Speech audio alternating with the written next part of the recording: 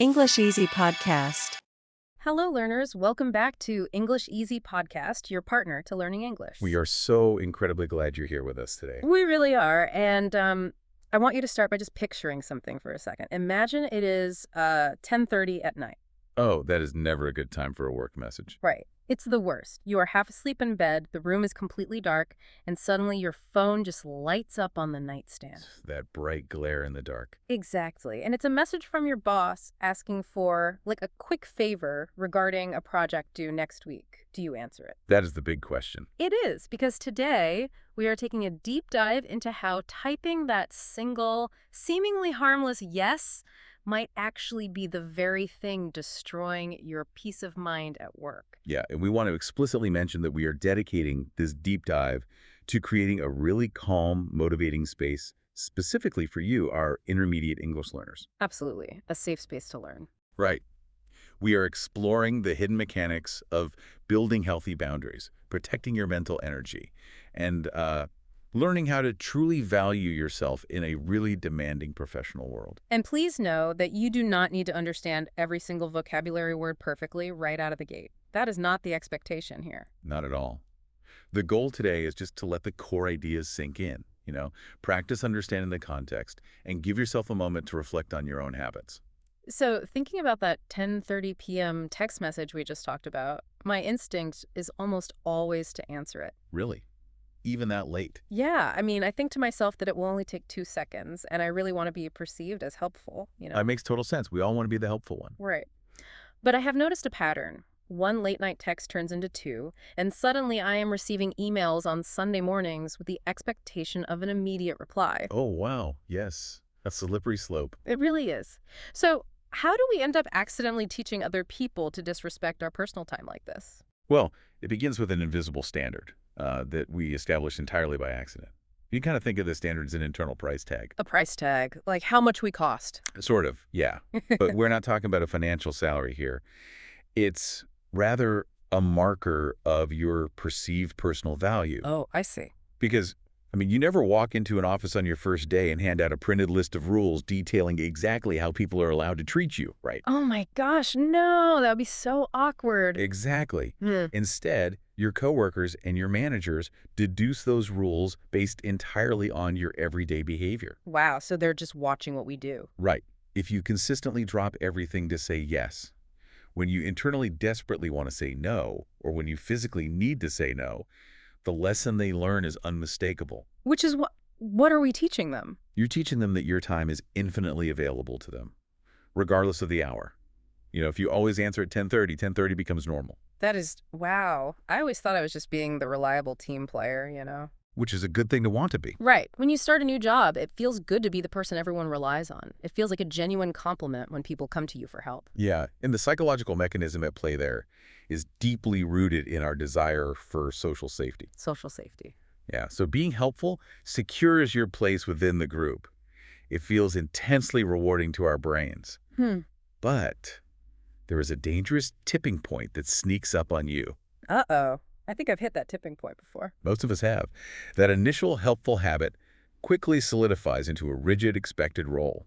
You stop being the coworker who generously helped out this one time, and you become the designated yes person of the department. Oh, the yes person. That is exhausting. It really is. And maintaining that specific role is what inevitably leads to chronic overwhelm, deep exhaustion, and eventually total professional burnout. Because we train them to expect instant access to us. Exactly. And that instant access slowly steals your ability to rest. It makes me think of a physical house. Oh, how so? Well, if I answer that late night text, I am basically broadcasting a message that my personal recovery time is not as important as their minor administrative inconvenience. It's like leaving the front door of my house wide open all day. Oh, I love this analogy. Yeah, like if I leave it open because I want to be seen as a welcoming, friendly neighbor, eventually people are going to just wander in whenever they feel like it. Right, just walking right in. Exactly, and they will bring all the mud and dirt from the street right onto my clean carpets. And you can't really be mad at them, right? No, I cannot logically be angry at them for ruining the carpet if I never bothered to install a lock or close the door in the first place. That is so true. The core issue in that scenario isn't the mud. The core issue is the open door. Right. It's my fault for leaving it open. Which leads us to the necessary solution, though it is one that makes a lot of people highly anxious. Which is? You have to learn how to close it. Oh, man. Closing the door sounds incredibly stressful in a workplace setting. It does. It really does. I mean, if my coworkers are completely used to my door being wide open for months or even years and I suddenly shut it, aren't they going to be offended? That's a very common fear. Yeah. How do I establish these limits without damaging my professional relationships or getting a reputation as someone who refuses to collaborate? Well, the truth is, they will likely be uncomfortable at first. And they might even push back against your new limits. See, that's terrifying. I know, but it is essential to reframe how you view that pushback. Your coworkers are not inherently malicious. Right. They aren't evil. Exactly. They are not intentionally trying to harm your mental health. They have simply adapted to the specific environment you created for them. So they're just acting normally based on the rules I gave them. Yes. So when you introduce a boundary, you are fundamentally changing the rules of the environment they have grown accustomed to. Okay, that makes sense. It's an adjustment period. Right. And remember, a boundary is not a permanent aggressive brick wall that you build to isolate yourself from the world. What is it then? It is simply a door. Yeah. You retain the power to decide when to open it, who is allowed inside, and most crucially, when it is time to close it so you can privately recharge. I love that. A door, not a wall. But I have to be honest. The moment I even think about closing that door, I feel an intense wave of guilt. Oh, absolutely. Guilt has a really big mouth. It does. My brain immediately starts generating a narrative that I am being selfish or lazy or that I am just fundamentally a terrible colleague. Right. Why does it feel so morally wrong to simply say, I am done working for the day and I need to rest? Well, your brain is evolutionarily wired to fear social rejection. Evolution? Really? Yeah.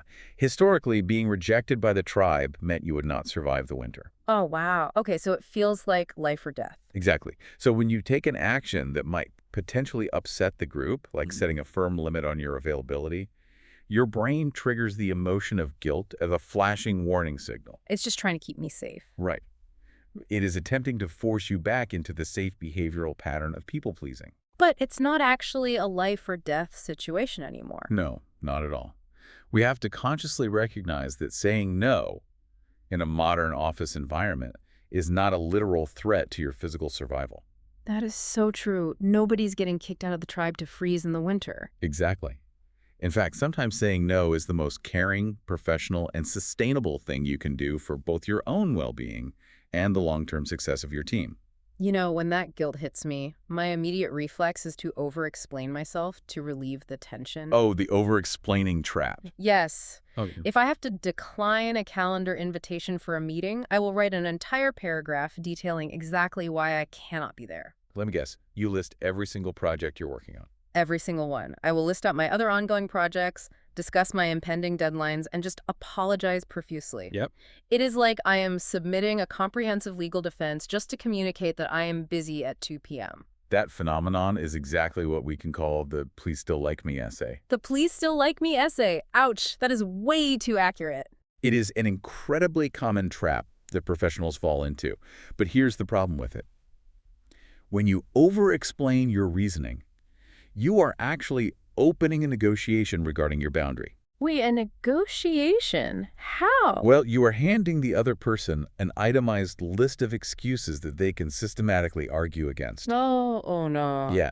If you say, I cannot take on this new project because I have to finish the quarterly financial report by Friday, a manager can easily reply, oh, do not worry about that. The financial report can wait until next Tuesday. Here's the new project. Because I gave them the exact information they needed to bypass my no. Exactly. By providing the explanation, your boundary has entirely collapsed. Wow. I never realized I was actively giving people the ammunition they needed to dismantle my refusal. I thought I was just being polite. Most people do think that. So what is the functional alternative? How do I decline a request respectfully without accidentally opening that door to negotiation? You need to keep your responses short, kind, and relentlessly firm. Short and kind. Okay, like what? You can say something like, I cannot take this project on today, but thank you for asking. That's it. That's it. Or, I am not available for meeting this week. Or simply, I need to log off and rest tonight. I will look at this tomorrow. Those feel so short. They are. Yeah. Notice the structure of those statements. There are no lengthy justifications or elaborate defenses attached to them. They are complete, self-sufficient sentences. That feels almost alarmingly blunt to my ears. It takes practice to get used to it. I mean, I worry that if I operate with that level of brevity, my superiors will assume my productivity is dropping. Doesn't achieving success in a competitive environment require continuously pushing through the exhaustion, being a team player? Actually, the biological mechanism of productivity functions in the exact reverse of that assumption. Really? The reverse? Yeah. You cannot operate at a high cognitive level if your internal battery is perpetually hovering at 1%. I guess that's true. A dead battery is a dead battery. Precisely. Creating space through firm boundaries is the exact mechanism that allows you to engage deeply and creatively with your work when you actually are on the clock. Sustainable productivity requires periods of complete and total disconnection. That logical reality makes total sense, but I still feel like I am constantly battling my own ingrained reflexes. It's hard to unlearn these habits. It really is. Like, even when I manage to set a boundary without over-explaining, I usually undermine my own authority instantly with another terrible behavioral loop. Which one is that? I apologize constantly. The sorry habit. Yes. I will start a message with, "Sorry to bother you," even when I am sending someone the exact critical document they practically begged me to locate for them. Oh, I've seen that so many times. Why on earth do we apologize for simply existing and doing our jobs in a professional space? Well, it connects right back to that evolutionary desire to appease the group we talked about earlier. The survival instinct again. Exactly. Apologizing preemptively is a subconscious strategy for shrinking your physical and emotional presence so that you do not appear as a threat to anyone else's ego or authority. So I'm trying to make myself smaller so nobody gets mad at me. Yes.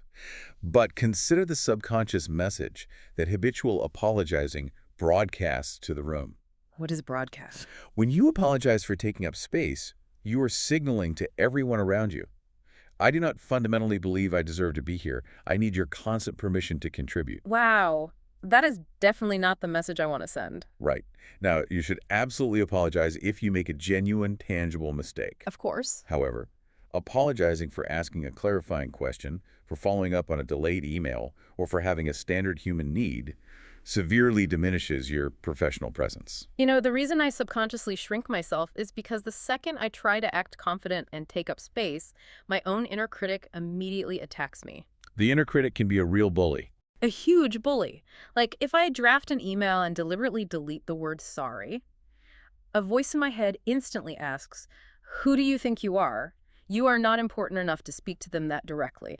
It is an incredibly loud and intimidating internal voice. And that inner critic thrives on purposefully blurring the line between objective fact and emotional fear. Fact and fear. Okay, how do we separate them? To manage that destructive voice, we need to clearly define the difference. Think of fear as a thick, blinding layer of fog. Fog. Okay. When you are driving a car through dense fog, your visual depth perception is completely ruined.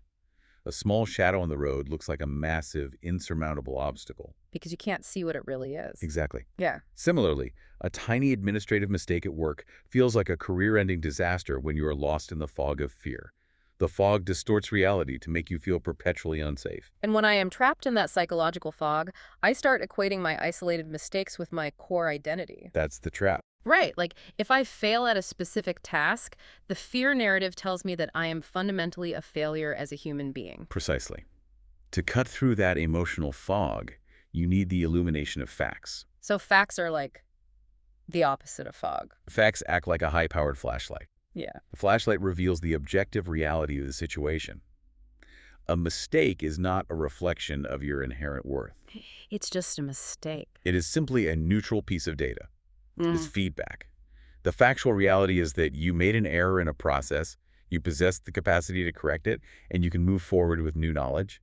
They're just stepping stones. You know, it sounds like the ultimate strategy here is to learn how to treat ourselves with the same grace we naturally extend to our friends. That is a wonderful way to look at it. Yeah, like if a colleague I respected made a minor formatting error on a presentation, I would never look them in the eye and say, "You are completely useless and everyone is laughing at you." Of course not. That would be terrible. I would tell them it is just a tiny bump in the road and nobody will even remember it tomorrow.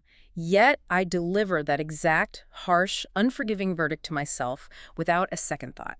It is strange how much casual cruelty we accept when it originates from our own minds. It really is. So how do we stop doing that? Transforming that internal dialogue is a gradual process, and it begins with understanding what specifically initiates the fog in the first place. Okay. Doing so requires cultivating a high degree of self-awareness. Self-awareness, I mean, that feels like a corporate buzzword sometimes. How does it actually function in a practical context? That's a fair question. If I am actively trying to build boundaries and stop my people-pleasing habits, what exactly am I supposed to be aware of on a daily basis? You need to become acutely aware of your own energetic mechanics. Energetic mechanics. Yeah, imagine self-awareness as the physical process of cleaning a very dirty, grime-covered window. Okay, I'm picturing a really dirty window. When the glass is coated in dirt, everything outside appears cloudy, and your reactions to the world are messy because you cannot clearly see what is approaching you. Because of the dirt? Right.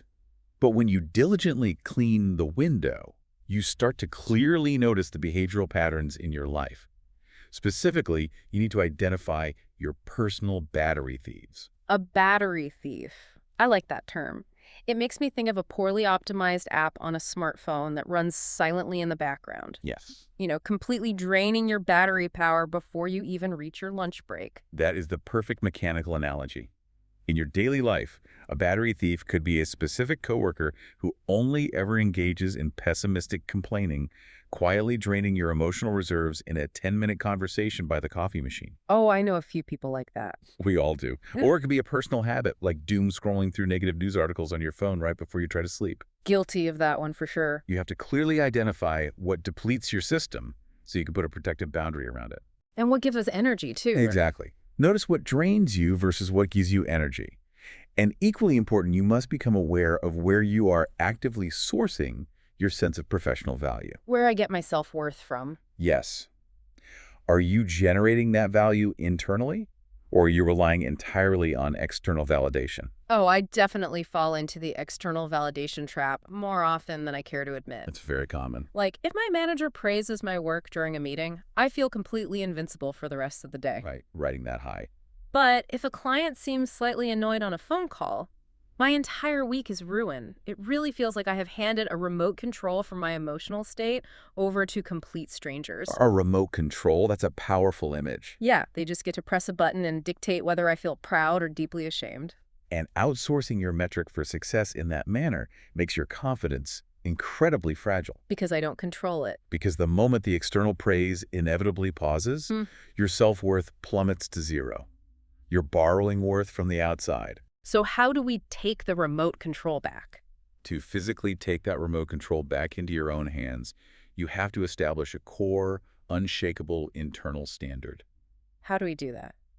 There is the specific phrase that is highly effective to repeat silently to yourself in these high-stress moments. I am ready. What is it? My worth is not up for discussion. My worth is not up for discussion. Wow. I really like the weight of that. It's empowering, right? It is. It entirely strips away the exhausting need to constantly perform for other people's approval. Exactly. But let's be realistic about human nature for a second. Yeah.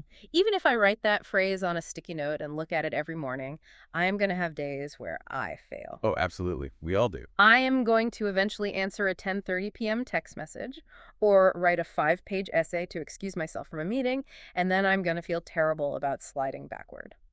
How do we recover when we inevitably slip back into those old, comfortable habits? Well, true recovery requires putting down the incredibly heavy backpack of old guilt. Putting down the backpack. Yeah, we often carry the memory of our previous failures, as if holding on to that shame will somehow protect us from making new mistakes. But it only exhausts our cognitive load further. It just makes us more tired. Right.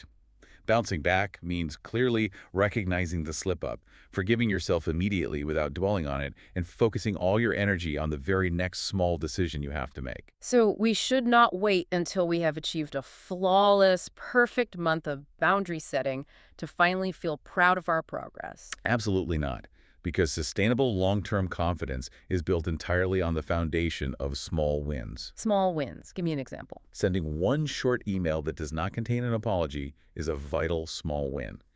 Taking a true 30-minute lunch break away from your computer screen is a small win. I love that. Think of these daily actions as tiny individual bricks. One single brick sitting on the ground does not look like much of an achievement, But if you quietly and consistently stack them day after day, you eventually build a massive, sturdy wall of quiet confidence over time. That is such a great visual. I want to invite you, the listener, to actively pause whatever you are doing right now and think about this for a second. Yes, take a moment. What is your personal battery thief right now? Is it a habit or maybe a perfectionist mindset? Just notice what is silently draining your power. Once you identify it, you can begin the process of deciding how to address it. That's perfect. And now that we have thoroughly explored the psychological mechanisms behind these behavioral patterns, we want to ensure you have the precise English vocabulary tools to articulate these concepts confidently in your own life. Yes, it's time for our favorite part. Let's transition into our dedicated language practice segment.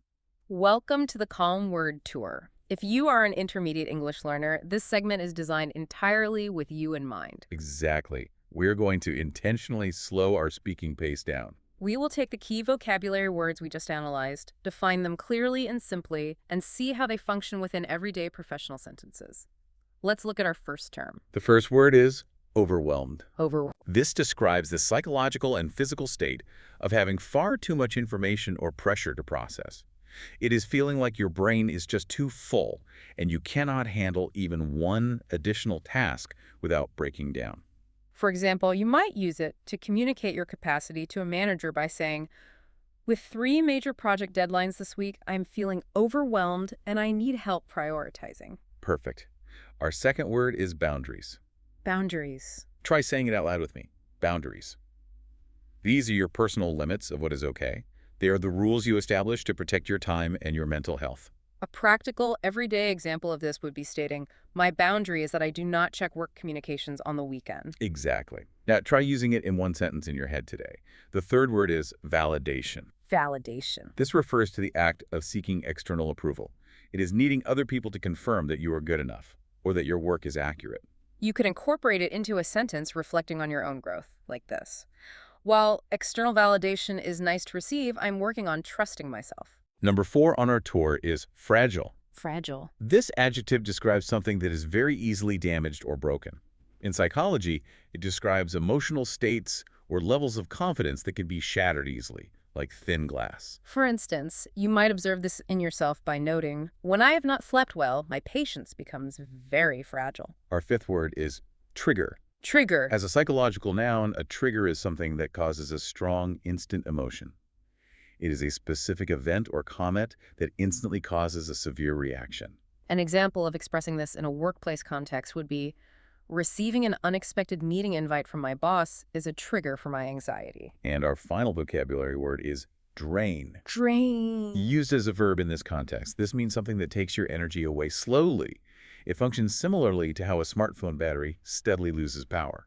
You might use it to describe a specific environment by saying, "Sitting through unstructured, hour-long meetings completely drains my creative energy." Having these specific words firmly in your vocabulary gives you the linguistic power to accurately name your experiences.